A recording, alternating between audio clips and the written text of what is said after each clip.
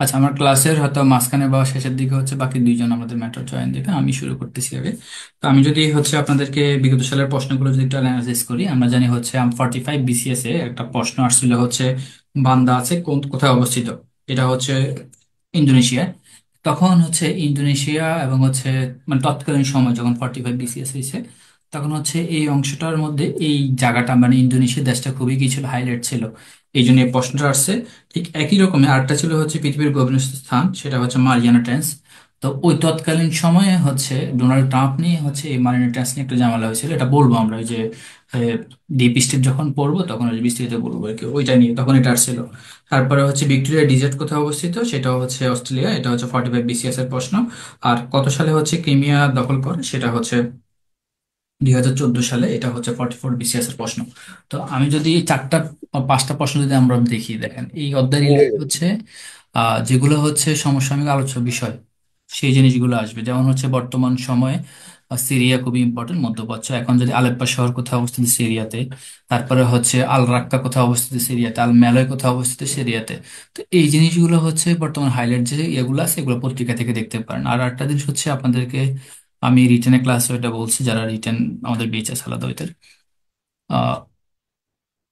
সিলেবাসটা যদি আপনি ভালো করে পারেন বা বুঝেন বা যদি আপনার মাথায় থাকে, তাহলে আপনি পত্রিকা পড়ে মজা পাবেন। আপনি বুঝবেন হচ্ছে এটা আমার সিলেবাসের, বিসিএস এর বা হচ্ছে চাকরি, বিশেষ করে বিসিএস এর কথা বলি, বিসিএস এর এই পার্টে হচ্ছে এই জিনিসটা আমার আছে, তাহলে আমি এটা রিটার্নের ক্ষেত্রেও এইভাবে পড়তে পারি। বা পিলির ক্ষেত্রে আমি জানি হচ্ছে আমাদের ভূ রাজনীতি বা জিও পলিটিক্স এর মধ্যে এই পার্টটা আছে, আমি এটার জন্য পড়ি। তা আপনি যদি সিলেবাস জানেন, আবারও বলি, সিলেবাস জানলে আপনার জন্য হচ্ছে পত্রিকা পড়াটা ইজি হয়ে যাবে। কি পড়তে হবে কি বাদ দিতে হবে সেটা আপনিই বুঝবেন। তো এই ক্ষেত্রে হচ্ছে এই সিলেবাস সম্পর্কিত ধারণা রাখা খুবই দরকার।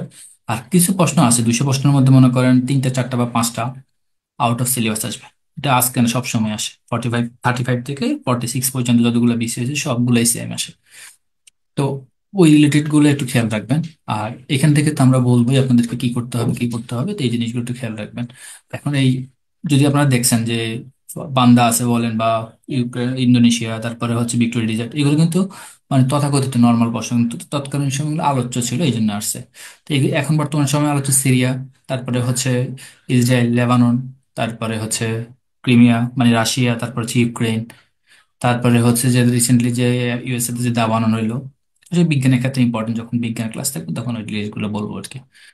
তো এই জিনিসগুলো হচ্ছে মানে সময় সময় হাইলাইট আর কি। আর সাধারণত যদি মে, জুন, জুনের মাঝামাঝি হয়তো আপনাদের পিলি পরীক্ষা হইতে পারে। যদিও বলছে যে মেতে হবে, আর সম্ভাবনা খুবই কম। কারণ এটার রিজন হচ্ছে কি, এখন আমাদের রিসেন্ট আপনারা দেখছেন যে পিএইচডি 6 জন। আচ্ছা, আমি রেকর্ড দিচ্ছি তো। আচ্ছা, তাকে ওদিকে না বলে আমি ক্লাস শেষে ওই ব্যাপারে কথা বলবো আর কি। তো বোর্ড রাজনীতির ক্ষেত্রে হচ্ছে আমরা যদি হিসাব করি, ভাইয়া, জুনে কি পরীক্ষা সম্ভাবনা আছে এমনিতে? জুনের প্রথম দিকে জুনের মাঝামাঝিতে মানে হচ্ছে। পরীক্ষা হওয়ার কি সম্ভাবনা, কি জুনের দিকে আছে এমনিতে? হ্যাঁ, সম্ভাবনা জুনের দিকে হওয়ার কারণ হচ্ছে, আচ্ছা এই পরীক্ষা কবে হবে সেটা আমি ক্লাস শেষে একটু ডিটেইলস আলোচনা করি, রেকর্ড চলতেছে তারপরে বলবো আমি এটা। আচ্ছা, আচ্ছা আচ্ছা। ভূ রাজনীতির স্বরূপ এখানে হচ্ছে আমি যে পাঁচটা প্রথম যেটা আছে, এটা হচ্ছে মূলত প্রথম যেই এটা তত্ত্ব বা হচ্ছে সস্তা ভূ রাজনীতি, এটা হচ্ছে রুডলফ কিলিন। উনি হচ্ছে এইটা জিনিসটা দেওয়া হয়, উনি রাজনীতি রাজনীতি শব্দটি প্রথম ব্যবহার করেন। এটা হচ্ছে আপনি এই বাংলাদেশের যেই রাজনীতি যে অংশটা আছে, রাজনীতি এবং চাপ সৃষ্টিকারী গোষ্ঠী, ওইটার ক্ষেত্রেও এই সব মানে এই লাইনটা খুবই ইম্পর্টেন্ট, দেখতে পারেন বইজন সূত্রপাত 1924 সালে। দরকার নেই এটা জানার জন্য, পড়বেন আর কি। তারপর স্নায়ু যুদ্ধ, স্নায়ু যুদ্ধের অবসানের পর মূলত ভূরাজনীতি পুনর একটি গুরুত্বপূর্ণ পরিণত হয়। স্নায়ু যুদ্ধ যেটা হয় এখন বর্তমানে হচ্ছে চীন এবং হচ্ছে যুক্তরাষ্ট্র, যেটা ট্রাম্প ক্ষমতা গ্রহণ করার পর হচ্ছে তাদের হচ্ছে স্নায়ু যুদ্ধ শুরু হবে। কারণ হচ্ছে ট্রাম্প বরাবরই হচ্ছে মানে দেশপ্রেমিক যেটা বলা হয় আর কি। অন্যান্য বাইডেন বাইডেন বলেন বা মার্ক ওবামা প্রশাসন ছিল বা বুশ প্রশাসন ছিল, ওদের তুলনায় ট্রাম্প হচ্ছে মানে নিজের দেশের জন্য, আর নিজের দেশ হচ্ছে আগে ঠিক রেখে বাইরে যাওয়ার হবে। কিন্তু বাকিরা সবাই ছিল উল্টা, যে বাইরে ঠিক রেখে তারপর নিজের দেশকে খেয়াল রাখবে। তো স্নায়ু যুদ্ধ হচ্ছে যেমন দেখবেন এই যে হাওয়াই ফোনটা যেটা আছে চীনের, এটা হচ্ছে কিন্তু ইউএসএ ব্যান করে দিছে। আবার চীন কি করছে, ইউএস এর যে আইফোন যেটা, এটা কিন্তু চীনের চলন, এটা ব্যান করে দিছে। বা ফেসবুক কিন্তু এই চীনে নাই। তো এই জিনিসগুলো হচ্ছে স্নায়ু যুদ্ধের হচ্ছে একটা স্বাভাবিক যে ইকোনমিক্যালি যে কন্ডিশন গুলো থাকে, এগুলো একটু বললাম আর কি। তারপর বোর্ডের যে তত্ত্বগুলোর ক্ষেত্রে এটা মূলত হয়েছে দ্বিতীয় বিশ্বযুদ্ধের পর। তাহলে এখানে মূলত বুরাজিন তত্ত্ব যে ব্যাপক, হিটলারের দরকার নাই এটা। তারপরে হচ্ছে এখানে অনেকগুলো মতবাদ আছে, সমুদ্রের ক্ষেত্রে প্রবাদ কে দিছে, আলফার নব, এগুলো সুন্দর পরীক্ষা কম আসে, Just আপনারা রিডিং করবেন আর কি। জানার জন্য একটু দেখে নিবেন। আর বর্তমানে খুবই ইম্পর্টেন্ট এই জিনিসটা দেখতে পারেন, চীনের প্রধান ভূরাজনৈতিক দুর্বলতা হচ্ছে তাইওয়ান। কারণ হচ্ছে আমেরিকা প্রশাসন বরাবরই তাইওয়ানকে সাপোর্ট দিয়ে থাকে। আমার কাছে কেন জানি মনে হচ্ছে ট্রাম্প যদি ক্ষমতা গ্রহণ করে, তাইওয়ান এবং চীনের মধ্যে যুদ্ধ শুরু হওয়ার সম্ভাবনা খুবই বেশি। মানে খুবই বেশি, এটা হচ্ছে ইউক্রেন এবং রাশিয়ার যুদ্ধটা অফ হয়ে যাবে, তাইওয়ান এবং চীনের যুদ্ধ হওয়ার পসিবিলিটি খুবই বেশি থাকবে।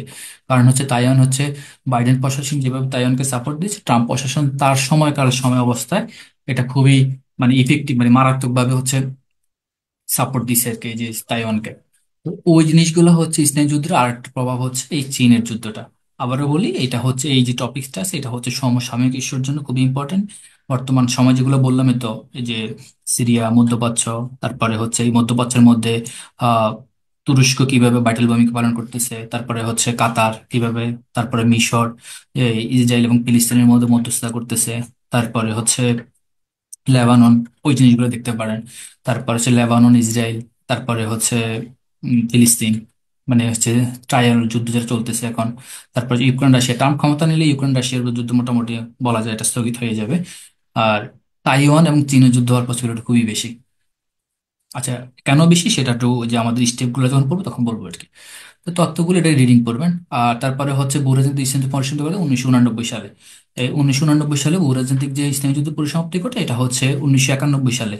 1991 সালে হচ্ছে সোভিয়েত ইউনিয়ন ভাঙার মাধ্যমে তখন হচ্ছে এককভাবে ক্ষমতা যুক্তরাষ্ট্র গ্রহণ করে, মানে হচ্ছে সর্বসেবা হয়ে যায় আর কি। আহ, যে পুতিন বর্তমান চাচ্ছে হচ্ছে আগের যে সোভিয়েত ইউনিয়ন যে এনার্জি ছিল বা শক্তি ছিল সেই জিনিসগুলো হচ্ছে পুনরায় উজ্জীবিত করা। এই জন্যই তখন কিন্তু একটা ডিল ছিল। ডিলটা হচ্ছে ছিল এরকম যে এই যে বর্তমান যে ন্যাটো, বর্তমান সদস্য সদস্য হচ্ছে 32টি।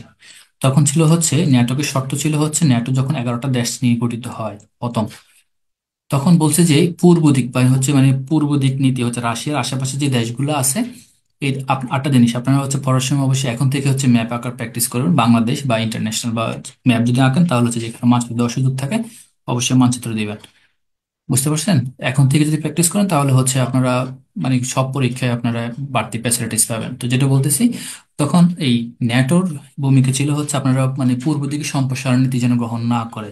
তৎকালীন সময়ে হচ্ছে এটা ডিল হয়েছিল, কিন্তু যুক্তরাষ্ট্র বা পশ্চিমা বিশ্ব রাশিয়ার এই কথাটা রাখে নাই। এই কথা না রেখে বর্তমানে হচ্ছে যে এই রাশিয়ার পাশে যে দেশ, রাশিয়ার পাশে দেশ হচ্ছে কি ইউক্রেন, ইউক্রেন তারা হচ্ছে ন্যাটো সদস্য হওয়ার প্রস্তাব দিছে। তো তুমি কি বলছে যে আমি আর আপনি জানেন যে তাদের হচ্ছে সামরিক বা দেশের জন্য হচ্ছে বা বহিঃশক্তি হুমকির হিসাব তারা কি করছে, ইউক্রেন আক্রমণ করছে। এটা মূলত সম্পূর্ণ যুদ্ধটা হয়েছে ট্রাম্প বাইডেন প্রশাসনের কারণে, কারণ বাইডেন বলছে যে আমি আছি, তোমরা যুদ্ধ করো, যত সাপোর্ট লাগে আমি দিব। কিন্তু ইন দিস টাইম কিন্তু এই ট্রাম্প প্রশাসন আসে বলছে যে ইউক্রেনকে যে সাপোর্টটা দিচ্ছে সেটা অফ করে দিবে। তাহলে অফ করে দিলে মোটামুটি বলা যায় যে হচ্ছে রাশিয়ার সাথে আরেকটা জিনিস আচ্ছা, ওইটাও বলবো যে এই বিষয় যখন পড়বো তখন বিস্তারিত আরো আলোচনা করবো আর কি। আচ্ছা, তারপরে হচ্ছে এখানে বেনেলেক্স যে করে উঠছে এটা জিনিসগুলো দেখবেন, নন ইন্টারভিউ এটাও দরকার নাই। স্নায়ুযুদ্ধকালে বহুযুদ্ধ মানে এটা হচ্ছে বহুজাতি মানে বহুরাজনৈতিক যে ইস্যুগুলো ছিল, এখানে কিন্তু বহুরাজনৈতিক একটা শুধু স্নায়ুযুদ্ধ একটা, এখানে অর্থনৈতিক আছে, সামরিক আছে। আর আমেরিকা দেখবেন হচ্ছে বিভিন্ন দেশের যুদ্ধ মানে লাগাইয়া কি করে তারা হচ্ছে অস্ত্র বিক্রি করে তাদের লাভের জন্য আর কি। আর ফরাসি ভূরাজনীতি যেটা, এটা হচ্ছে আপনাদের দক্ষিণ আফ্রিকা বা আফ্রিকা, যে আমাদের যেরকম ব্রিটিশরা আমাদেরকে শোষণ করছে, ফ্রান্স এবং হচ্ছে তারা হচ্ছে বর্তমানে হচ্ছে এই আফ্রিকার যে মহাদেশগুলো আছে সেখানে এরকম সেই শাসন চলতেছে স্টিল নাও। তো এই ইউরোপ এবং ও এশিয়ার যে কেন্দ্রীভূত যে ক্ষমতা প্রদর্শনের চেষ্টা করছে রাশিয়া ভূরাজনীতির উপর প্রভাবে কিন্তু বর্তমান যে হচ্ছে আমাদের পার্শ্ববর্তী দেশ ভারত, ভারত কিন্তু রাশিয়ান মানে আমাদের যদি আমাদের যুদ্ধের হিসাব যদি বলি 1971 সালে হচ্ছে তৎকালীন যে ভূরাজনীতি ছিল, চীন হচ্ছে পশ্চিম পাকিস্তানকে সাপোর্ট দিচ্ছে আর রাশিয়া হচ্ছে ভারতকে সাপোর্ট দিচ্ছে। কাহিনীটা ছিল এরকম যে যদি চীন ভারতকে আক্রমণ করে বা ভারতকে সাপোর্ট দেয়, তাহলে কি করবে, ওই দিক থেকে হচ্ছে চীনকে রাশিয়া হচ্ছে আক্রমণ করবে। আর ভারত হচ্ছে এই বলয়ে হচ্ছে মূলত আমাদেরকে সাপোর্ট দিচ্ছে যেটা। সেখানে অনেক কাহিনী আছে, বাংলাদেশ যখন মুক্তিযুদ্ধটা থাকবে তখন বিস্তারিত বলবো আর কি।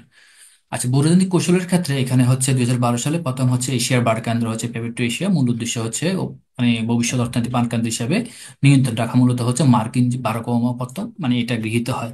এই কৌশলের আলোকে হচ্ছে ভারতকে হচ্ছে প্রধান মানে হচ্ছে মনে করেন আপনাদের বাসায় যদি মনে করেন মেম্বার আছে 5 জন, আপনার বাবা আপনাদের ফ্যামিলি চালায়, ঠিক একই রকম দক্ষিণ এশিয়ার ক্ষেত্রে আমেরিকা কি কি কি বলছিল যে ভারতকে হচ্ছে মানে নেতা বানায়, তারপর আশেপাশে যে দেশগুলো বাংলাদেশ, নেপাল, তারপরে হচ্ছে ভুটান, তারপরে মায়ানমার, পাকিস্তান, এই দেশগুলোকে কি তারা মডারেট করবে, ভারতকে মেইন শক্তি বানায় আর কি। যেমন ইসরায়েলের মধ্যপ্রাচ্যে কিন্তু আমেরিকা চাচ্ছে ইসরায়েলকে হচ্ছে প্রধান দেশ বানায়, আশেপাশের যে মধ্যপ্রাচ্যের দেশগুলো আছে এগুলো তারা কন্ট্রোল করবে।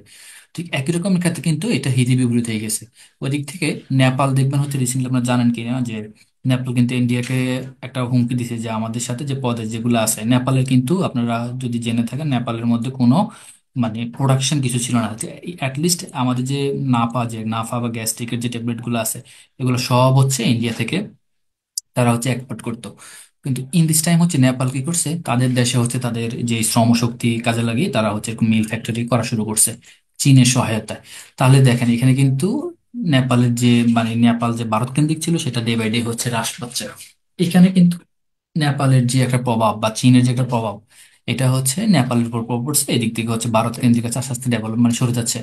তো এই দিক থেকেই এই একটা এটা জিও পলিটিক্স বা হচ্ছে যে চীন বা মানে আমেরিকা যেটা চাইছে যে ভূরাজনৈতিক কৌশলের কিছু কৌশলের ক্ষেত্রে যে ফেভার টু এশিয়া, এটা কিন্তু হয়ে গেছে। তারপরে হচ্ছে ওই যে জিও মানে ওয়ান শেয়ার রোড যেটা, আয়ন এশিয়া যেটা, ওইটাও কিন্তু মোটামুটি মানে বেঁচতে গেছে আর কি ইয়ার কারণে। আর আমাদের যে সার্ক যে ইস্যুটা ছিল সেটা মূলত ভারতের কারণে বর্তমানে স্থগিত আছে। তার মুখ তেমন নীতি, চীন হচ্ছে স্ট্রিং ফেলস নীতি গ্রহণ করেছে ভারত মহাসাগরকে উপস্থিতি কেন্দ্র করে।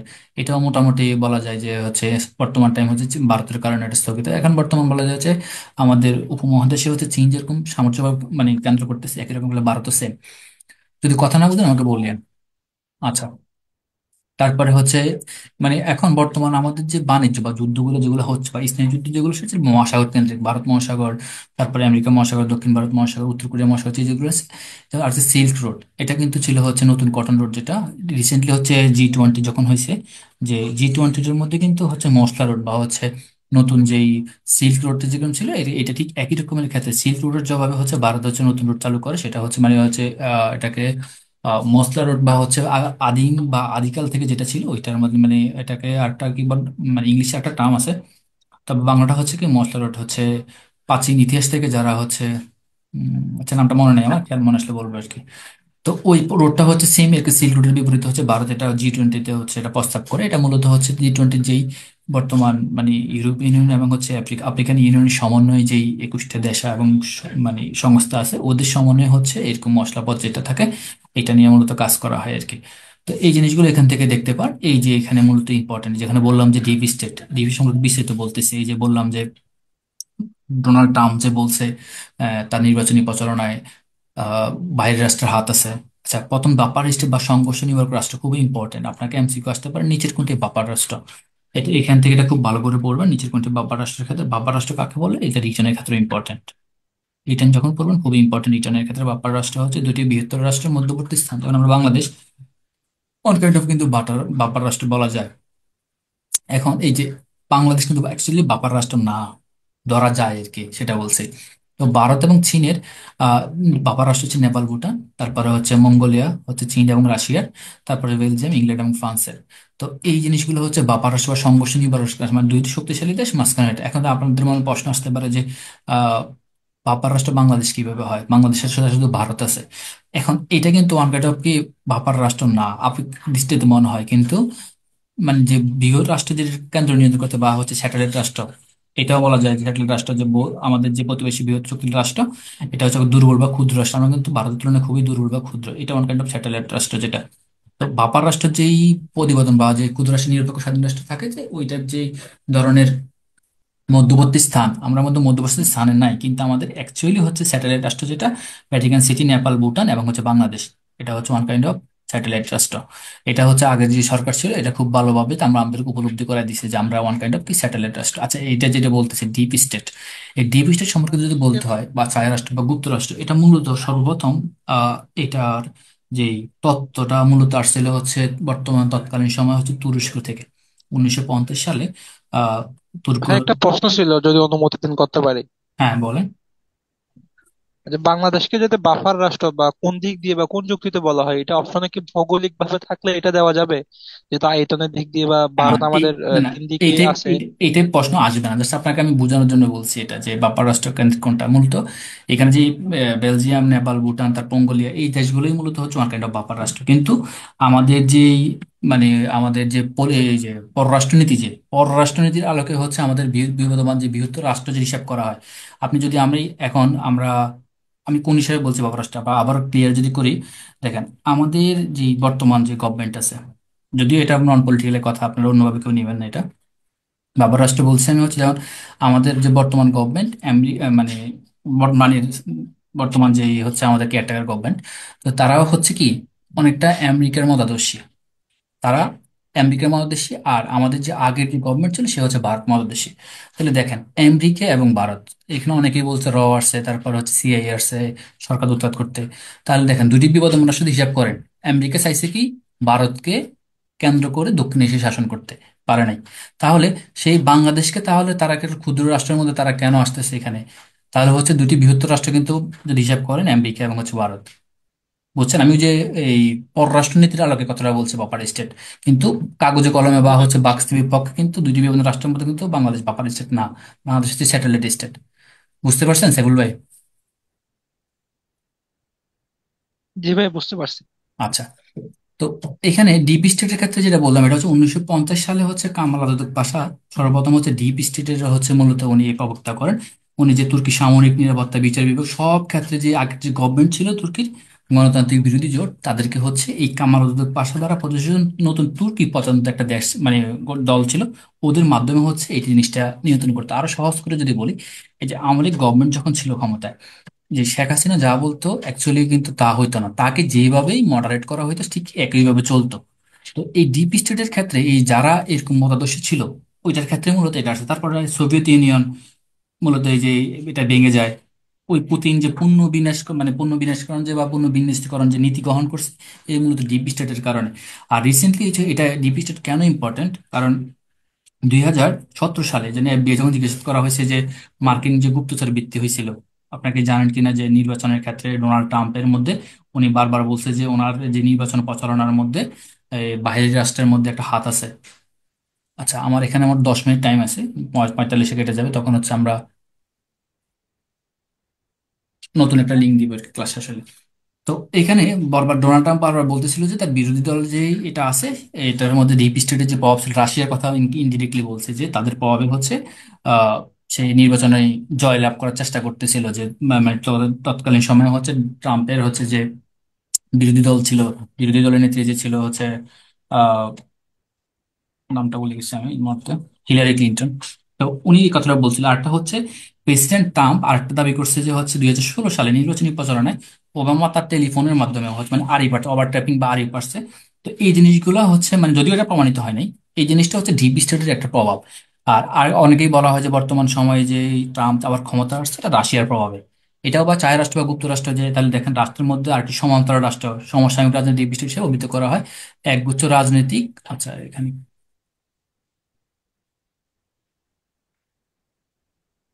হ্যাঁ, ডিভিশনের এক্সাম্পল এটা আপনারা ইরানও দিতে পারেন। ইরান যেমন হচ্ছে সিরিয়াকে করতো, তারপর তুরস্ক, এটাও বলা যায় ডিপ স্টেটের বলতে পারেন, ছায়া রাষ্ট্র বা গুপ্ত রাষ্ট্র। কারণ এই যে লেবাননের যে হিজবুল্লাহর কথা বলেন, এটা হচ্ছে ইরান টোটালি মোটিভেট করতেছে। তারপর হচ্ছে সিরিয়ার যে বর্তমান যে বিরোধী দল যে জোটটা গঠন করছে, এটাও কিন্তু তুরস্কের একটা প্রভাব আছে, এটাও বলতে পারেন। বা আসাদ সরকার যে ছিল রাশিয়ার ক্ষেত্রে প্রভাব হিসেবে ভূমিকা পালন করতো, এটাও সিরিয়ার মতো one kind of deep state ছিল।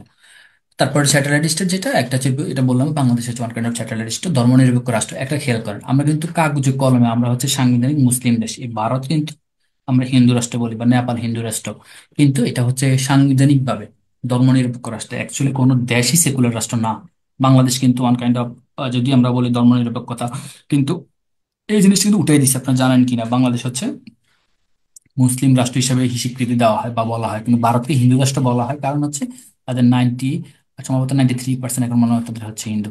তো এটা কিন্তু আমরা হচ্ছে তার সাংবিধানিক ভাবে আবার বলি, সাংবিধানিক ভাবে হচ্ছে সবগুলো হচ্ছে ধর্মনিরপেক্ষ রাষ্ট্র, বাংলাদেশ, ভারত, নেপাল। কিন্তু অ্যাকচুয়ালি সবগুলো, নেপালে মনে হচ্ছে 99% হচ্ছে হিন্দু নেপালে।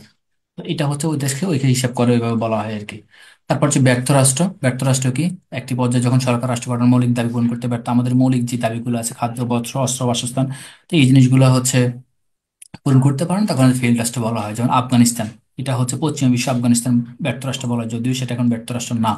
তারপর পাকিস্তান বলা হয়, ইরাক, সোমালিয়া, নাইজেরিয়া, এগুলা ব্যর্থ রাষ্ট্র হিসেবে আপনি বলতে পারেন। তারপরে হচ্ছে খণ্ডিত রাষ্ট্র। খণ্ডিত রাষ্ট্র হচ্ছে অধিক সংখ্যক দ্বীপ বা হচ্ছে অনেকগুলো দ্বীপের সমন্বয়ে যে একটা রাষ্ট্র হয়। তাহলে এটা জাপান বা ইন্দোনেশিয়া। সবচেয়ে বড় দ্বীপ রাষ্ট্র হচ্ছে ইন্দোনেশিয়া। এখন আপনারা একটা বলতে পারেন যে ভাইয়া, তাহলে হচ্ছে দ্বীপ রাষ্ট্র বা মূল বন্দরের নতুন একটা দ্বীপ গঠন করে, তাহলে হচ্ছে মালদ্বীপ কি হয়? না, আসলে মালদ্বীপ হচ্ছে অনেকগুলো দ্বীপের সমন্বয় হইলো, মানে অধিক সংখ্যক দ্বীপ বা মূল ভূখণ্ডের দূরে কোনো দ্বীপ নেই, তারা সবগুলো একই রকম, একই ক্যাটাগরির আর কি। তো এই জিনিসটা দেখতে পারেন ম্যাক্রো স্টেট। তার মাইক্রো স্টেট, মাইক্রো স্টেট যেমন হচ্ছে মালদ্বীপ, মোনাকো, এই যে বললাম অনেকগুলো, ধরুন 10 লক্ষ নিচে যা থাকে তা হচ্ছে মাইক্রো স্টেট। তারপর ল্যান্ডলক কান্ট্রি, এটা খুবই ইম্পর্টেন্ট, এখানে এটা ভালো করে পড়বেন। ল্যান্ডলক কান্ট্রি হচ্ছে যে সকল স্থলভূমি রাষ্ট্র কোনো সমুদ্র বন্দর থাকে না, তাদেরকে হচ্ছে ল্যান্ডলক কান্ট্রি বলা হয়। আর ডাবল ল্যান্ডলক কান্ট্রি মানে হচ্ছে যেসব দেশের, মানে ডাবল দেশের, যেমন তাজিকিস্তান, এটা হচ্ছে ডাবল ল্যান্ডলক কান্ট্রি, আফগানিস্তানও নেই, তার পাশে হচ্ছে তাজিকিস্তানও নেই বা কাজাখস্তানও নেই। তো এই দুই পাশ থেকে হচ্ছে, যেমন কাজাখস্তান, আফগানিস্তান দুইটাতে কিন্তু এই মানে স্থলভূমি বা হচ্ছে সমুদ্র বন্দর নেই। তো সেই ক্ষেত্রে হচ্ছে স্থলবেষ্টিত বা ল্যান্ডলক কান্ট্রি হচ্ছে তাদের, মানে হচ্ছে তাজিকিস্তান হচ্ছে ডাবল ল্যান্ডলক কান্ট্রি, এই জিনিসটা দেখবেন। তারপরে হচ্ছে একটি রাষ্ট্রে, এখানে যে পার্টগুলো বললাম, এখানে সবগুলো আপনি রিটার্নের জন্য লাগবে, সব। আর সব ব্যর্থ রাষ্ট্র, কোনটি রাষ্ট্র দ্বীপ রাষ্ট্র, পরীক্ষা আসতে পারে যে হচ্ছে বাপার স্টেটের নিচের কোনটি বাপার স্টেট রাষ্ট্র, বা নিচের কোনটি ব্যর্থ রাষ্ট্র, মানে বা নিচের কোনটি খণ্ডিত রাষ্ট্র, খুবই ইম্পর্টেন্ট, এটা এভাবে দেখতে পারেন। তারপর হচ্ছে স্থলবেষ্টিত রাষ্ট্র। স্থলবেষ্টিত রাষ্ট্রগুলো এখান থেকে দেখবেন। তারপর হচ্ছে কল্যাণ রাষ্ট্র যেগুলো আছে, কল্যাণ রাষ্ট্রের ক্ষেত্রে হচ্ছে সামাজিক নিরাপত্তা, মৌলিক চাহিদা নিশ্চিতকরণ, সবগুলো তারা কোনো ইয়ে করবে না। পশ্চিম বিশ্ব যেগুলো আছে, তাদের নিজের কল্যাণ রাষ্ট্র হিসেবে দাবি করে। তারপরে ক্ষুদ্র রাষ্ট্রে কিছু বৈশিষ্ট্য থাকবে, দুর্বল সামরিক শক্তি কৌশল, যেমন নেপাল, তাদের কোনো সামরিক শক্তি নেই, কিছু নেই, তারা হচ্ছে অন ক্ষুদ্র রাষ্ট্র, অন কাইন্ড অফ, তারা আবার কি রাষ্ট্র? বাপার রাষ্ট্র বলা যায়। তারপরে হচ্ছে বিভিন্ন উপসাগর বা উপকূল অবস্থান, ভূমধ্য সাগরে হচ্ছে ডিএক্টর ব্রিজ নামে পরিচিত, সুয়েজ খাল। এখন এ দেখেন, এই যে সুয়েজ খালটা আছে, এটা কিন্তু খুবই ইম্পর্টেন্ট। কারণ বর্তমান সময়ে আপনারা যদি জানেন, আপনারা দেখেন, যদি যদি সিলেবাসে জানেন, আমাদের ভূ রাজনৈতিক আছে আপনাদের সিলেবাসে, এখন এটা যদি আপনার জানা থাকে, তাহলে সুয়েজ খাল নিয়ে ট্রাম্প কি বলছে, সুয়েজ খাল তারা আবার নিয়ে যাবে, বুঝছেন? তো বা আমেরিকা আবার তাদের নিজের হস্তক্ষেপ নিয়ে যাবে। তো এই জিনিসগুলো হচ্ছে, এই যে টার্মগুলো সুইস খাল নিয়ে যত ধরনের ইম্পর্টেন্ট আছে, এই জিনিসগুলো দেখবেন। সুইস খাল লোহিত সাগরের সাথে মিক্সড হয়েছে, দক্ষিণ বঙ্গোপসাগর, দক্ষিণ পূর্ব সাগর, সুইস খাল তারা লোহিত সাগরের সাথে মিক্স হয়েছে। এবং হচ্ছে দাদন প্রণালী, তার বসফরাস প্রণালী, কৃষ্ণ সাগরের সাথে আটলান্টিক মহাসাগর, এই জিনিসগুলো দেখতে পারেন আর কি। তাহলে এখন বর্তমান সময়ে হচ্ছে যে সুইস খালটা খুবই ইম্পর্টেন্ট, এটা ভালো করে দেখবেন। তারপর হচ্ছে ক্যারিবিয়ান সাগর কোনগুলা? ক্যারিবিয়ান 13টি সার্বভৌম রাষ্ট্র এবং 17টি নির্ভরশীল স্বাধীন রাষ্ট্র নিয়ন্ত্রণাধীন রয়েছে। তারপর হচ্ছে দক্ষিণ চীন সাগর। এই যে বর্তমান যে জিও পলিটিক্স যেটা হইতেছে, সবগুলো কিন্তু সাগর কেন্দ্রিক। ক্যারিবিয়ান সাগর, বাল্টিক সাগর, কৃষ্ণ সাগর, মেক্সিকো সাগর বা পারস্য সাগর, সব দেশ হচ্ছে। আর আমেরিকা কেন চাচ্ছে? কারণ আমেরিকা চাচ্ছে হচ্ছে যে, যেহেতু ভারত যদি তারা কাজ করতে পারে নাই, তাহলে তারা চাচ্ছে হচ্ছে যদি এখানে যে আমাদের যে সাবেক প্রধানমন্ত্রী ছিল, উনি বলছে যে হচ্ছে সেন্ট মার্টিন হচ্ছে তার একটা ঘাঁটি করতে চাচ্ছে। আমি এটা সত্যতা জানি না, তবে ভারত আমেরিকা চাচ্ছে হচ্ছে আমাদের তৎকালীন যে রাখাইন স্টেট, যেটা চীন কিন্তু বর্তমান যে আমেরিকান মানে আরাকান যে আর্মি, তাদেরকে ডাইরেক্টলি হচ্ছে তারা সাপোর্ট দিয়ে যাচ্ছে। আলাদা একটা মানে হচ্ছে মণিপুর রাজ্য সমন্বয় হচ্ছে একটা, যদিও খ্রিস্টান রাষ্ট্র বলা হয়, অ্যাকচুয়ালি খ্রিস্টান রাষ্ট্র না, এখানে হচ্ছে ওয়ান কাইন্ড অফ হচ্ছে ইসরায়েলের মতো অনেক একটা দেশ গঠন করে আমেরিকার মধ্যে হচ্ছে এখানে, বা হচ্ছে এই যে বঙ্গোপসাগরের যে কেন্দ্রিক, তারা হচ্ছে একটা নিয়ন্ত্রণ নিতে চাচ্ছে আর কি। তো এটার ক্ষেত্রে এটা হইতে পারে। তা কৃষ্ণ সাগরের মধ্যে কোন কোন দেশ আছে? কারণ 6টি দেশ সাম্প্রতিক ইউক্রেন রাশিয়া যুদ্ধের কারণে হচ্ছে মেক্সিকো সাগর, কৃষ্ণ জাহাজ নিয়ন্ত্রণ করতেছে। তো এই জিনিসগুলো এক্ষেত্রে এডেন সাগর, বঙ্গোপসাগর, এই জিনিস ভালো ধরনের হচ্ছে। দেখেন বঙ্গোপসাগর পুরো মিয়ানমার উপদ্বীপে, আন্দামান নিকোবর যে জায়গাটা, আন্দামান নিকোবর, তারপরে হচ্ছে বর্তমান যে জায়গাটা আছে, এখানে ক্ষেত্রে হচ্ছে আমেরিকা আলাদা একটা মানে সামরিক ঘাঁটি করার চেষ্টা করতেছে আর কি। যেমন বাংলাদেশ, ইন্দোনেশিয়া, শ্রীলঙ্কা, মিয়ানমার, এখানে কিন্তু চীনের অনেক আধিপত্য আছে, আপনারা যদি জানেন। এই মায়ানমারের মধ্যে আবার হচ্ছে মায়ানমার আবার এতদিন যে মায়ানমার যে গভর্নমেন্ট আছে, মানে সামরিক শাসন, ডাইরেক্টলি হচ্ছে রাশিয়া এবং হচ্ছে ইন্ডিয়া সাপোর্ট করে গেছে। এখন যেহেতু এভাবে তাদেরকে সাপোর্ট করে মানে পারতেছে না, এই জন্য কি করছে, মায়ানমারের মধ্যে হচ্ছে এই যে তাদের যে বিদ্রোহী যে জোটগুলো আছে, এগুলো তারা যত ধরনের অস্ত্র আছে, যত ধরনের সাপোর্ট আছে, সেই জিনিসগুলো দিয়ে তাদের হচ্ছে বিরুদ্ধে যুদ্ধ করাচ্ছে। আচ্ছা, এখানে আরেকটা জিনিস হচ্ছে খুবই ইম্পর্টেন্ট, সিয়াচেন হিমবাহ ভারত পাকিস্তানের হচ্ছে মধ্যবর্তী দেশ বা স্থান, সাতলে আরব হচ্ছে ইরাক ইরানের মংডু হচ্ছে বাংলাদেশ মিয়ানমারের খুবই ইম্পর্টেন্ট। রিসেন্টলি হচ্ছে মংডুতে হচ্ছে মারামারি মানে গোলাগুলি শোনা গেছে। লাদাখ, জম্মু কাশ্মীর, এখান থেকে সবচেয়ে বেশি ইম্পর্টেন্ট হচ্ছে নাতালু পাসটা দেখবেন, সিয়াচেন হিমবাহ দেখবেন, জেরুজালেম ফিলিস্তিন, এবং হচ্ছে ইসরায়েলের গোলান মালভূমি। এটাও খুবই ইম্পর্টেন্ট, কারণ হচ্ছে ইসরায়েলের সিরিয়ার বর্তমান সময়ের যুদ্ধ, যে আসাদ সরকার পতনের পর গোলান মালভূমির ম্যাক্সিমাম অঞ্চলগুলো হচ্ছে ইসরায়েল দখল করে নিয়ে যায়। তাহলে গোলান মালভূমিটা পরীক্ষার জন্য আসতে পারে। তারপরে নাখান কারাবাখ, আজারবাইজান ও আর্মেনিয়া, এটা যদিও এখন তেমন নাই। ডোকলাম দ্বীপপুঞ্জ বা ডোকলাম অঞ্চলে এখানে হচ্ছে এটা আছে। তারপর লিতাম থুয়া, ভারত নেপাল। তাহলে হচ্ছে এখান থেকে গোলান মালভূমিটা ভালো করে দেখবেন, সিয়াচেন হিমবাহ, তারপর হচ্ছে মংডুটা দেখতে পারেন। অরুণাচল লাগবে না, ভারত চীন দরকার নেই, কালাপানিও লাগবে না। উত্তর কোরিয়া এটাও লাগবে না, ডোকলাম এটা দেখবেন। চীন, ভারত, ভুটান, গোলান মালভূমি, তারপরে হচ্ছে জেরুজালেম, তার জার্মানি, ইম্পাল হচ্ছে ভারত এবং মিয়ানমার, এটাও ইম্পর্টেন্ট। ইম্পাল নিয়ে হচ্ছে এই যে আরাকান যে আর্মি ছিল এটার মধ্যে ঝামেলা চলতেছে। তাহলে সিয়াচেন হিমবাহে, তারপরে হচ্ছে মংডু, গোলান মালভূমি, ইম্পাল, তারপরে হচ্ছে ডোকলাম, এই জিনিসগুলো ভালো করে দেখবেন। তারপর দ্বীপের যে রাষ্ট্রগুলো আছে, নিয়মর প্রবেশা দ্বীপ, এটা যদিও নাই, এটার বরাবর রিসেন্টলি নাম দিয়েছিল বঙ্গবন্ধু দ্বীপ, এটা ডুবে গেছে। তো এটার পড়ার দরকার নেই, এটা বাদ। স্পার্টল্যান্ড দ্বীপপুঞ্জ যেটা, এটা ভিয়েতনাম, চীন পড়বেন। পেরিজাল, স্পেন, মরক্কো, কুরিল দ্বীপ, মানে এখানে যা আছে সবগুলোই পড়তে হবে, এটা বাদে, প্রথমটা বাদে। বুঝতে পারছেন? তারপর হচ্ছে বড় কয়েকটি দ্বীপের যেটা আছে, দেশ আছে, যেমন গ্রিনল্যান্ড। গ্রিনল্যান্ড থেকে কি করুন 98% হচ্ছে ডেনমার্কের অধীনে আছে। তারপরে হচ্ছে চীন এবং হচ্ছে যুক্তরাষ্ট্র হচ্ছে গ্রিনল্যান্ড কিনতে যাইতেছে। গ্রিনল্যান্ড মাঝে বিশাল আকার হলো, এখানে অস্ট্রেলিয়ার আয়তনে এক তৃতীয়াংশ আছে। তারপর হচ্ছে শ্যানকাকু দ্বীপ কোথায় অবস্থিত, খুবই ইম্পর্টেন্ট, এটা ভালো করে পড়বেন। তারপরে হচ্ছে আরব উপদ্বীপ, এখানে ডিটেলস ভালো করে সিনাই উপদ্বীপটা রিডিং করলেই হবে। ক্রিমিয়া উপদ্বীপ, এটাও পড়তে পারেন, কারণ রাশিয়া ক্রিমিয়া উপদ্বীপ দখল করে 14 সালে গণভোটের মাধ্যমে রাশিয়ার সাথে আবার একত্র হতে হয়। রাশিয়া হচ্ছে আসলে আগের যে সোভিয়েত ইউনিয়নের যে পাওয়ারটা ছিল সেই পাওয়ার জন্য মূলত কাজ করতে চাচ্ছে আর কি। কোরিয়া উপদ্বীপ, এটাও বিস্তারিত পড়বেন আর কি এখান থেকে। আর সমান রেখা হচ্ছে দুই কোরিয়ার মধ্যে সৃষ্টি করছে। এখান পরীক্ষা আসতে পারে যে কত ডিগ্রি অক্ষরেখা বা কত ডিগ্রি সমান্তরাল রেখা উত্তর কোরিয়া এবং দক্ষিণ কোরিয়া মানে হচ্ছে আলাদা করা হয় আর কি। পেপারটাও দেখতে পারেন। বলকান রাষ্ট্র, বলকান রাষ্ট্র হচ্ছে যে রাষ্ট্রগুলো আছে, ক্রিমিয়া উপদ্বীপ, বলকান রাষ্ট্রের যে অঞ্চলগুলো আছে এখান থেকে এগুলো দেখবেন। সারা বিশ্বে কত পূর্ব ইউরোপীয় অঞ্চলকে বলকান উপদ্বীপ বলা হয় আর কি। এটা লাগবে না, আইরিয়ানটা এটা বাদ দেন, দরকার নেই পড়ান। তারপর হচ্ছে হামবন্ডটা খুবই ইম্পর্টেন্ট, শ্রীলঙ্কার কাছ থেকে এটা হচ্ছে চীন হচ্ছে ইজারা নেয়। ইজারা নিয়ে হচ্ছে 99 বছরের জন্য ইজারা নিয়ে নেয় আর কি হামবন্টটা। এই হামবন্টটাই কিন্তু চাইছিল হচ্ছে এই চীন যত ধরনের ডেভেলপ প্রোডাক্ট বা ডেভেলপ করার জন্য যা যা ছিল সবকিছুই করছে কিন্তু এই হামবন্টটার জন্য।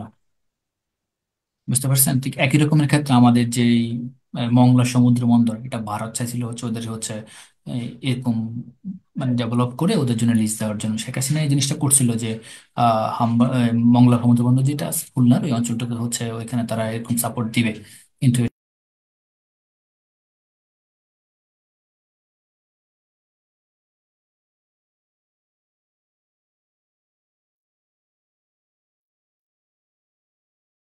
আচ্ছা, যেটা বলতেছিলাম হামরোটার কাহিনীর মধ্যে আমাদের মংলা সমুদ্র বন্দর এটা যেটা বললাম। তারপর হচ্ছে গোয়াদার যে এটা পাকিস্তান সমুদ্র বন্দর, এটা রিডিং করবেন, এটা দরকার নেই। তো চাবাহার এটাও দরকার নেই, রিডিং করে যাবেন। কিয়া পাও এটা করবেন। তারপর জিবুতি সামরিক ঘাঁটি খুবই ইম্পর্টেন্ট, জিবুতিতে সামরিক ঘাঁটি আছে কার, এটা হচ্ছে ওই দেশগুলো দেখবেন। হচ্ছে চীনের প্রথম সামরিক ঘাঁটি হচ্ছে জিবুতিতে। তারপরে হচ্ছে জিওয়ান সেনাঘাঁটি কোথায় অবস্থিত আছে, গুয়াম সেনাঘাঁটি কোথায়, এই জিনিসগুলো, বা ইউসিক সেনাঘাঁটি, মানে হচ্ছে রিডিং করে যাবেন এগুলো সবগুলো, জাস্ট কোথায় আছে এই জিনিসগুলো একটু জানলেই হবে। বিস্তারিত অনেক তথ্য আছে, এগুলো দরকার নাই আমাদের। তারপরে হচ্ছে জিব্রাল্টার নৌঘাঁটি কোথায় আছে, ব্রিটেনের শাসনাধীন 300 বছর ধরে ব্রিটেনের শাসনাধীন আছে, স্টিল নাও হচ্ছে জিব্রাল্টার নৌঘাঁটি। তারপরে গন্ধের নৌঘাঁটি, এটা হচ্ছে মার্কিন যুক্তরাষ্ট্রে, যেটা হচ্ছে এই আফগানিস্তানের জন্য খুবই ইফেক্টিভ ছিল হচ্ছে এই যে গুয়ান্তানামো নৌঘাঁটি। এখানে কারাগার ছিল, এখানে বর্তমান যে আফগানিস্তানের যে সরকার প্রধান ছিল এই যে গুলহান, কি জানি গুলহান হচ্ছে আব্দুল রউফ সম্ভবত ছিল, মানে আগের যে গভর্নমেন্টের ইয়ে ছিল, ওই হচ্ছে ওই গুয়ান্তানামো কারাগারে ছিল। তারপরে হচ্ছে সেন্ট আলবার নৌঘাঁটি কোথায়, এই জিনিসগুলো দেখবেন। সিসিলিস ঘাঁটি, যা সেগুলো কোন জায়গায় আছে, বাগরাম নৌঘাঁটি, বিমান ঘাঁটি। ইরানের ক্ষেত্রে রিসেন্টলি হচ্ছে যে হামাসের যে প্রধান যে ছিল এখানে হচ্ছে বাগরাম ঘাটি এলাকার মধ্যে তাকে মেরে ফেলছে আর কি ইসরায়েল সৈন্যরা, বা হচ্ছে ড্রোন হামলা করার কারণে। তারপরে হচ্ছে ওডেসা খুবই ইম্পর্টেন্ট, কারণ ওডেসার সম্বন্ধে বর্তমান হচ্ছে ইউক্রেন বন্দর নদী ইথিওপিয়া সুদানের মধ্যে এটা বন্ধ হয়ে যায় যুদ্ধের কারণে, সার্বজনীন জনবল, এটা খুবই ইম্পর্টেন্ট। ওডেসা হচ্ছে কোন দেশের হচ্ছে সমুদ্র বন্দর, এটা ইম্পর্টেন্ট আছে। তারপর হচ্ছে গাজা, এটাও দেখবেন। গাজা হচ্ছে মিশর এবং ইসরায়েলের মধ্যে অবস্থিত, যেটা আছে নাখান কারাবাগ, এটাও ইম্পর্টেন্ট। এই জিনিসটা দেখবেন। মানে হচ্ছে এখানে তিনোটাই ইম্পর্টেন্ট। আর এগুলো কালাপানিটা তো বললাম, ওই যে বীরত্তম স্থান, ডোকলাম মালভূমি, এটাও দেখবেন। তাহলে এখান থেকে এই তিনটা দেখবেন আর ডোকলামটা দেখবেন ভালো করে। আর বাকি যেগুলো আছে লাদাখ রিডিং করে যাবেন। তারপরে হচ্ছে উড়ি, এটাও রিডিং পড়ে যাবে, দরকার নাই। তুমরুম সীমান্ত, এটা খুবই ইম্পর্টেন্ট, মারাকান সীমান্তের সাথে এটা আমাদের নাইজেরিয়াতে অবস্থিত। এই কোন কোন সীমান্ত, এটা আমাদের বাংলাদেশের ভূগোলের ক্ষেত্রে ইম্পর্টেন্ট, ইন্টারন্যাশনাল ইম্পর্টেন্ট, বাংলাদেশে ইম্পর্টেন্ট। এই তুমরুম সীমান্ত। তারপর শূন্যরেখা হচ্ছে, এটাও দেখবেন, বা মংডু সীমান্তের ক্ষেত্রে হচ্ছে শূন্যরেখা, বর্তমান রোহিঙ্গা সংকটে যে এটা হচ্ছে শূন্যরেখার মধ্যে আলোচিত বিষয়। বালাকোট দরকার নেই, এটাও রিডিং করবেন। সেন্দ্রাদ্বীপ রিডিং করে যাবেন। আর বর্তমান গুরুস্থান, এই যে বললাম, এই যে স্থানে যে জায়গাগুলো বললাম, তক্ষশিলা বা হচ্ছে তক্ষশিলা কোথায়, এটা কিন্তু একটা পিসিএস এর প্রশ্ন আসছে। এই যে রাওয়ালপিন্ডিতে অবস্থিত, এটা হচ্ছে এনটিআরসি এর পরীক্ষার মধ্যে আসছিল। আপনারা যদি এখন ভালো ভালো করে পড়েন, এখানে আপনারা বললাম এতে ইন্টারন্যাশনালও আছে, ভূগোলও আছে। ইভেন হচ্ছে বাংলাদেশের কিছু কিছু পার্ট আছে, এখানেও পড়তে পারেন ভালো করে। এখান থেকে যদি পড়েন তাহলে হচ্ছে এখন বর্তমানে খুবই আলোচিত হচ্ছে, বললাম সিরিয়া, কতিপয় শহর বা স্থান, সিরিয়ার যে শহরগুলোর নাম আছে খুব ভালো করে পড়ে ফেলবেন, তাহলে হচ্ছে পরীক্ষা কম হবে। মানে সিরিয়াটা পড়বেন ভালো করে, তারপরে হচ্ছে লেবাননের যেই পত্রিকার মধ্যে যে শহরগুলোর নাম বলা হয় যে ইসরায়েল সৈন্যরা বা ইসরায়েলরা এই জায়গার মধ্যে অ্যাটাক করছে, ওই জায়গার নামগুলো দেখবেন, তাহলেই হবে। আর এগুলো জাস্ট রিডিং পড়ে যাবেন। তারপর চিজন বান্দা আছে, যেটা বললাম, এটা পাওয়ার 5 বিসিএস এর প্রশ্ন, কারণ তৎকালীন সময় হচ্ছে এটা হাইলাইট ছিল, রাজধানী এবং বৃহত্তম শহর ছিল এটা। ও, এটা দেওয়ার কারণ হচ্ছে তখন হচ্ছে রাশিয়া মানে ইন্দোনেশিয়া হচ্ছে এটাকে মনে হয় হচ্ছে রাজধানী করছিল, প্রদেশের রাজধানী হিসেবে গ্রহণ করছিল, বৃহত্তম শহর বান্দা আছে, কি জন্য এটা আসছে। হিরোশিমা নাগাসাকি, এগুলো রিডিং করে যাবেন, এগুলো তো ইম্পর্টেন্ট না। এই যে অনেকগুলো শহরের নাম আছে, এগুলো সবগুলো একটু দেখে যাবেন just কোন জায়গায় আছে। ওয়াটারলু বেলজিয়াম, যে এখান থেকে সবচেয়ে বেশি ইম্পর্টেন্ট হচ্ছে এই যে যে কোনটা বাপার স্টেট, কোনটা হচ্ছে দ্বীপ স্টেট, কোনটা হচ্ছে মানে হচ্ছে ইয়ে রাষ্ট্র, ওই জিনিসগুলো পার্টগুলো দেখবেন আর কি। তাহলে এখান থেকে হচ্ছে যে জায়গার নামগুলো আছে বর্তমান সময় যেগুলো আলোচিত, ওই আলোচিত শহরগুলো দেখবেন, আর বাকিগুলো রিডিং পড়লেই হবে। এখানে অনেকগুলো দেশের নাম আছে, যে হোয়াইট হাউস কোথাও অবস্থিত, ইংল্যান্ড আসবে, এগুলো পরীক্ষা দিতে আসে না। আমরা জাস্ট বার্সাই চুক্তির ক্ষেত্রে যখন চুক্তি পড়বো আমরা, এই যে বার্সাই শহরের ক্ষেত্রে যে চুক্তিগুলো আছে এই জিনিসগুলো বিস্তারিত পড়বো আর কি। জাস্ট এগুলো রিডিং পড়লেই হবে। বিভিন্ন ধর্ম প্রবক্তা, খুবই ইম্পর্টেন্ট এটা। এটা আপনারা যদি জানেন, আমাদের হচ্ছে যারা মুসলিম আছে আমরা জানি হচ্ছে আমাদের ধর্মের আহ মোহাম্মদ সাল্লাল্লাহু আলাইহি সাল্লাম, এটা নতুন করে বলার কিছু নাই। আর খ্রিস্ট ধর্ম যীশু খ্রিস্ট। আর বৌদ্ধ ধর্ম যেটা, এটা হচ্ছে নেপালের লুম্বিনে, এটা হচ্ছে জন্মগ্রহণ করেন হচ্ছে যীশু খ্রিস্ট বা নির্বাণ লাভ কার হচ্ছে বৌদ্ধ ধর্মদের। তারপরে হচ্ছে হিন্দু ধর্মদের কি ছিল, উপাসনালয়, এগুলো জাস্ট রিডিং করবো, আপনারা জানেন, যারা জানেন আমাদের মুসলিম যারা আছে এটা জানেন। তারপরে যে শিখ ধর্মের যে প্রবর্তক গুরু নানক, এই শিখ ধর্মের হচ্ছে একটা মন্দির বা যেটাই বলেন উপাসনালয়, মুসলিম গ্রন্থ সাহেব, এই গ্রন্থ সাহেব হচ্ছে ঢাকা ভার্সিটিতে আছে। এটা হচ্ছে গুরু নানকে আছে আর কি, শিখ ধর্মের যেটা। তারপর হচ্ছে গুরুদুয়ারা, উপাসনালয় গুরুদুয়ারা, ধর্মগ্রন্থ হচ্ছে গ্রন্থ সাহেব, আর হচ্ছে গুরুদুয়ারা, গুরুদুয়ারা ঢাকা ভার্সিটি যারা আছেন তারা জানেন আর কি, যে এখানে গুরুদুয়ারা আছে শিখ ধর্মের আর কি। পবিত্র স্থান পাঞ্জাবের মধ্যে সব স্বর্ণ মন্দির অবস্থিত, এগুলো জাস্ট রিডিং করলেই হবে আপনারা। সাল্লাহ মোহাম্মদ সাল্লাহ নাম বলতেছি না আমি, এখান থেকে দেখে নিলে হবে। তারপর রাজনৈতিক ব্যক্তিত্ব, বর্তমান সময় রাজনৈতিক ব্যক্তিত্ব যদি বলেন, ডোনাল্ড ট্রাম্প, জো বাইডেন, তারপরে হচ্ছে হিলারি ক্লিনটন, বা হচ্ছে বর্তমান সময়ের যেমন পুতিন, তারপরে হচ্ছে আহ ইন্ডিয়ান যদি হিসাব করেন, রিসেন্টলি যে মারা গেছে প্রণব মুখার্জি, সরি প্রণব মুখার্জি না, মনমোহন সিং। তারপরে হচ্ছে রাশিয়া, চীন, তারপরে হচ্ছে এই যে আমাদের উপমহাদেশীয় যে দেশগুলোর মাঝে রাজনৈতিক ব্যক্তিত্ব খুবই ইম্পর্টেন্ট, শেখ মুজিবুর রহমান বলেন, বা হচ্ছে পাকিস্তানের মোহাম্মদ আলী জিন্নাহ। যদিও এখন বর্তমান গভর্নমেন্ট হচ্ছে উল্টাপাল্টা, মানে হচ্ছে জামাত কেন্দ্রিক অন কাইন্ড অফ। তো ওই জিনিসগুলো হচ্ছে যেগুলো হচ্ছে একটু মুসলিম কেন্দ্রিক, ওই জিনিসগুলো দেখতে পারেন। নেপোলিয়ন বেনাপোলকে বর্ষার শিশু বলা হয়, ওড্রো উইলসন, কামাল পাশা, অনেকে গ্রে উলফ কাকে বলা হয়, খুবই ইম্পর্টেন্ট, গ্রে উলফ কাকে বলা হয়, কামাল আজাদ পাশাকে বা কামাল পাশাকে। অ্যাডলফ হিটলার দেখতে পারেন, যে মেইন কেভ, খুবই ইম্পর্টেন্ট এই বইটা। যুদ্ধই জীবন যুদ্ধের সার্বজনীন, এটা অনেকগুলো পরীক্ষা আসছে দুইটা। নেপোলিয়ন বেনিফিটে যে তোমরা শিক্ষিত মা দাও, আমি তোমাদের শিক্ষিত অনুযায়ী উন্নত জাতি দিব, খুবই ইম্পর্টেন্ট উক্তি, এটা আপনারা জানেন, এগুলো সবগুলো পড়ছেন। Lenin, Joseph Stalin, Harriman Truman, Mahatma Gandhi, Mohammad Ali Jinnah, Joseph Marshal Tito, যুগোস্লাভিয়ার প্রেসিডেন্ট ছিল, ন্যাম এর প্রধান। আপনি কি জানেন ন্যামের বর্তমান সদস্য দেশ কয়টি, কেউ কি বলতে পারবেন? আচ্ছা, ন্যামের বর্তমান সদস্য দেশ হচ্ছে 121টি। তারপরে আরেকটা হচ্ছে ব্রিক্স, ব্রিক্স এর বর্তমান সদস্য দেশ হচ্ছে 11টি। ইন্দোনেশিয়া হচ্ছে গত এই মাসে 7 তারিখ, জানুয়ারি 7 তারিখ হচ্ছে ইন্দোনেশিয়া জয়েন করছে। তো ব্রিক্স সদস্য দেশ 10টা না দাগে 11টা দাগাবেন আর কি, বুঝতে পারছেন? ওকে। তারপর নেলসন ম্যান্ডেলা, খুবই ইম্পর্টেন্ট, এটা ভালো করে পড়বেন। তাহলে এখান থেকে উপমহাদেশ থেকে যেগুলো সেগুলো তো পড়বেনই, প্লাস হচ্ছে নেলসন ম্যান্ডেলা, মার্গারেট থেস, এখানে সবগুলো মোটামুটি দেখতে হবে আর কি। মাহাথির মোহাম্মদ, অং সান সুচি দরকার নেই, এটা বারাক ওবামাও দরকার নেই, অ্যাঞ্জেলা মার্কেল এটা দরকার নেই। বারাক ওবামার ক্ষেত্রে হচ্ছে জো বাইডেন, ডোনাল্ড ট্রাম্প, এই জিনিসগুলো একটু বিস্তারিত দেখবেন। ডোনাল্ড ট্রাম্প সম্পর্কিত যত ধরনের লেখা আছে, বই আছে, দেখতে পারেন, বা কমলা হ্যারিস সম্পর্কিত বই যেগুলো আছে সেগুলো দেখতে পারেন। তারপর দার্শনিক সক্রেটিস, এগুলো আপনারা হচ্ছে ইতিহাসের মধ্যে পড়ুন। আমাদের একটা টপিক আছে হচ্ছে ইতিহাসের মধ্যে, এখান থেকেও দেখতে পারেন বিখ্যাত কার্ল মার্কস কে ছিল জন্ম মৃত্যুগুলো কোনো কোনো আসে না, তার সাথে বই, যেমন ডাস ক্যাপিটাল কার বই লেখা, কার্ল মার্কস। এটা হচ্ছে আপনাদের মূল্যবোধ নৈতিকতা সুশাসনের মধ্যে খুবই ইম্পর্টেন্ট, ডাস ক্যাপিটাল কার লেখা, এটা পরীক্ষা আসছে। অথবা আপনাকে একটা দিয়ে বললে যে রাষ্ট্রীয় হলো পরিবারের সম্প্রসারিত ফল, কে বলছে? এরিস্টটল। এটা উক্তি দিয়ে আসতে পারে, যেমন সক্রেটিস নিয়ে, যেমন বার্থ ইজ নলেজ, এটা সক্রেটিস বলছে, এটা আগের 20-40 আসছে। তারপরে হচ্ছে এটা অনেকগুলো পরীক্ষা আছে, যেমন I do, you do, love, which is better not know, আর উক্তি সক্রেটিস উক্তি। তো এটা হচ্ছে এই উক্তিগুলো ভালো করে পড়বেন দার্শনিকের, কারণ এগুলো বিসিএস হুবহু কমন আসে। যেমন বার্থ ইজ নলেজ, এটা মনে হয় 43-তে আসছে। সাহিত্যিকের ক্ষেত্রে হচ্ছে ফ্যান্টাসি খুবই ইম্পর্টেন্ট, ওমর খৈয়াম, শেক্সপিয়র, এখানে যা আছে, মানে সহজ কথা হচ্ছে এখানে যা আছে সবগুলো ভালো করে পড়বেন। এই পাঠের এর ক্ষেত্রেও সেম। গুরুত্বপূর্ণ ব্যক্তির ক্ষেত্রে যেগুলো আছে এগুলো ভালো করে পড়লে আপনাদের রিটেনও কাজে লাগবে, ইভেন হচ্ছে ভূগোল নৈতিকতাতেও কাজে লাগবে। তারপরে হচ্ছে বিজ্ঞানী, এগুলো আমি বলবো না। লুই পাস্তুর, বর্তমান সবচেয়ে এই বিজ্ঞানীর ক্ষেত্রে এগুলো দরকার নেই, এগুলো জাস্ট রিডিং করে যাবেন, এগুলো রিডিং করলে হবে। আর চিত্রশিল্পীর ক্ষেত্রে পাবলো পিকাসো খুবই ইম্পর্টেন্ট, লিওনার্দো ভিঞ্চি, এই দুইটা খুব ভালো করে পড়বেন, পাবলো পিকাসো এবং Leonardo da Vinci. Michael Angelo দরকার নাই, এগুলো জাস্ট রিডিং করে নেবেন, কিন্তু প্রথম দুইটা ভালো করে পড়বেন, দা ব্লুম কাররা, গার্নিক কার, সালদারবা মন্দি কার, ম্যাডোনা দ্য চাইল্ড কার, দা লাস্ট সাপার কার, খুবই ইম্পর্টেন্ট। এই চিত্রশিল্পী Leonardo da Vinci, Pablo Picasso খুব ভালো করে পড়বেন এখান থেকে আর কি। তারপর হচ্ছে অন্যান্য মাদার তেরেসা রিডিং করতে পারেন, না ফ্লোরেন্স নাইটিঙ্গেল খুবই ইম্পর্টেন্ট, এটাও দেখতে পারেন। এটা একটু বিষয়টা পড়বেন, ফ্লোরেন্স মৃত্যু, জন্ম মৃত্যু দরকার নেই, জন্ম মৃত্যু পরীক্ষাতে আসে না, জাস্ট হচ্ছে উনি কি নামে খ্যাতি, আর ওনার কোনো বই থাকলে বইগুলো পড়বেন।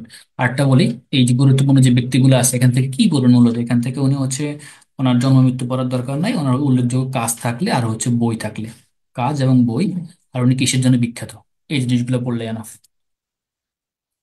কারণ আপনার অনেকগুলো আছে, এগুলো মনে রাখতে পারবেন না, যেটা যে দুটো কথা বললাম এই দুটো ভালো করে পড়বেন, পরীক্ষায় যেটাই আছে সীমারেখা, এখানে আসলে বোঝানোর মতো কিছু নাই, যে সীমারেখা, ব্লু লাইন, বার্লে লাইন, এটা সবগুলো পড়তে হবে এখানে সব, মানে এখানে কিছু বাদ দেওয়া যাবে না। ম্যাজিনো লাইন, গিভ, এটা আপনার ভূগোলের ক্ষেত্রেও পড়ছেন, এখানেও পড়বেন। এখানে পড়লে ভূগোলে পড়তে হবে, আর এখানে ভূগোলে পড়লে এখানে পড়তে হবে না, জাস্ট দেখে যাবেন আর কি। এটা খুবই সব, এখানে সব পড়তে হবে, কিছু বাদ দেওয়া যাবে না।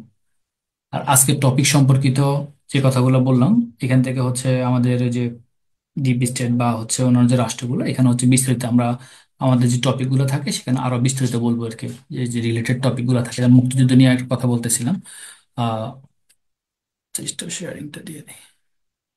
মুক্তিযুদ্ধ